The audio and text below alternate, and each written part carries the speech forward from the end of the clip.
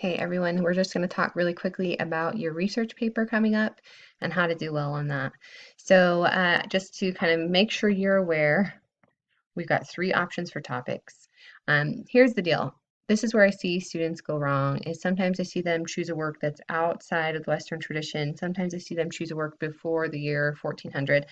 And as it says in the syllabus, sometimes I see them choose a work that is from the slide list. So don't make any of those mistakes. Choose something not on the slide list after the year 1400 and from the Western tradition. If you want to do something outside of that, just send me an email and we can talk about it. You have three options.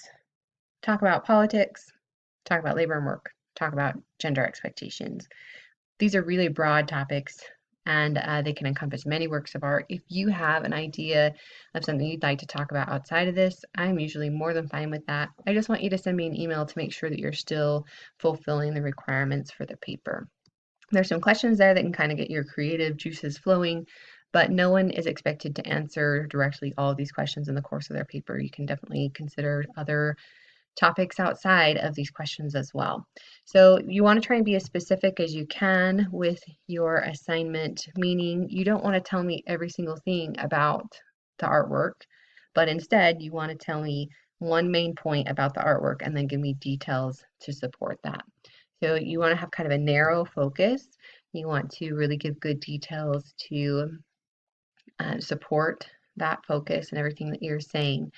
On that point, a lot of students have a hard time when they try to do architecture because it's just too much to tackle in such a short paper. So if you do choose to do architecture, make sure you're being narrow. Talk about one function of the building or one part of the structure or one aspect of the design. Just get pretty specific. You need a title page. Okay, it does not count toward your page requirements. So you have to have 4 to 6 pages of text. You also need a title page. You also need a page in addition to the 4 to 6 that has your images, and you also need a page in addition to the 4 to 6 that has your works cited. So here's what your title page should look like. It gives you some issues about, or some recommendations rather, for pagination. This is how you insert and label your figures on their own page, and etc. Okay, now you got to have 6 sources.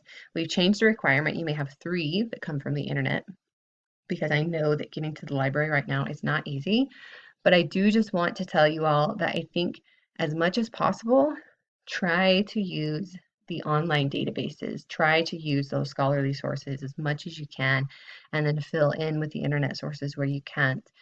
The majority of your grade on this paper comes from the content that you include. Did you choose the best information you could find, or did you choose the first information that you can find? And so, using those scholarly articles, those are usually packed with way more details than something you might find online. Now, there are more online sources available all the time, but just be careful because a lot of the online sources, like websites and things, are pretty broad rather than being very specific. And we want to be as specific as possible in this paper. So, choose them with care and choose the scholarly articles from the databases as much as you can. And make sure that you're kind of staying art specific in your research.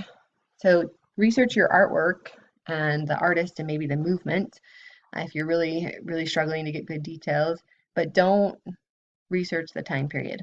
Okay, so don't research the Baroque period and read all about the Counter-Reformation if you're choosing a work by a Baroque artist. Research that work of art and the artist, and all of the history that you need to understand about that work of art will come through in those types of sources. So make your life easier and make your paper better by sticking to art history when you research. Try not to use survey books like a textbook. Dictionaries, newspapers, encyclopedias, those are really broad. Okay, it walks you through how to find articles using the databases. You have to access JSTOR from the library webpage. JSTOR does include more content right now than it normally does because of the COVID-19 situation. So use that when you can. If you can find an ebook, or if you can actually still get to the library, you feel safe going to the library, there's some parameters on choosing books. This is how you can use the internet. So some details there. And then how to find images. Make sure that you realize your image citation does not count towards your source requirement. Okay, then it walks you through some basics on how to do citations. I see a lot of issues with students not using enough citations. So you've got to cite anything that you get during your research, whether it's actually a quote, whether it's just a summary of someone else's idea, all of that needs to be cited. Every idea that you cite needs to have a footnote or a parenthetical or an in-text citation. So be sure that you're really careful about it. If you don't have them, technically it's plagiarism, but you have to understand too that because none of you are authorities on the subject of art history, no offense, when you add all those citations into your paper, it gives your paper legitimacy, it gives your paper authority that you don't have on your own. So it helps in a number of ways to really be diligent about those citations. It walks you through some Turabian kind of pointers. I do really love Turabian. If you'd like to use it, if you're more familiar with MLA and don't want to worry about Turabian, that's fine. Use MLA, but just make sure that you cite your sources. Then you need to have a course of the bibliography or a works cited page. That's going to come on its own page after the 4 to 6 pages of text. It shows you how you should format that, and it gives you just this kind of underlined all caps. You have to have both the in-text citations and the works cited list, right? If you don't have those, what I'm supposed to do is turn you into the academic office.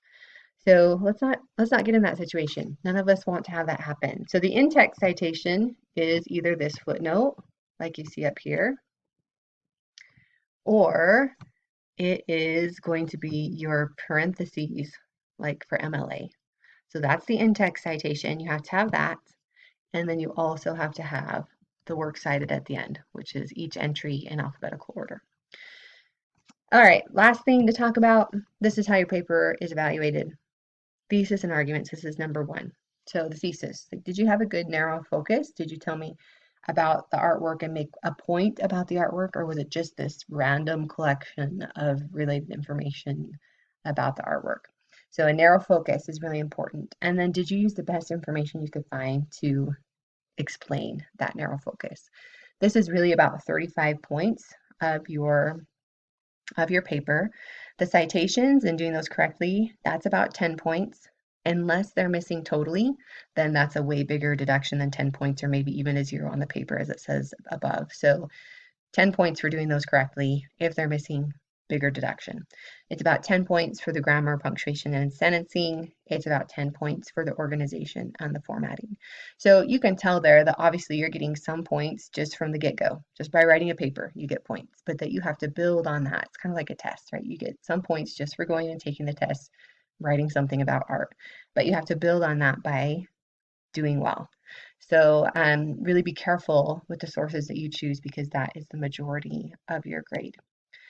If you start researching something, you feel like you're not finding information on the databases, cut your losses, choose a new topic. If it's hard to research from the very beginnings, it's probably not going to get any easier. So, be smart about choosing that. If you have done pretty well with your research, but you're not really finding enough information to really finish the paper, or you need one more good source, you can feel free to send me an email and we can look at the database together. Maybe I can find something or use different search terms that you haven't come across yet. So feel free to email me, feel free to call me. My number is 801-787-8549. I hope that you've gotten a start on this. And if you haven't, it's go time. The paper is due in about a month. Good luck. See you later.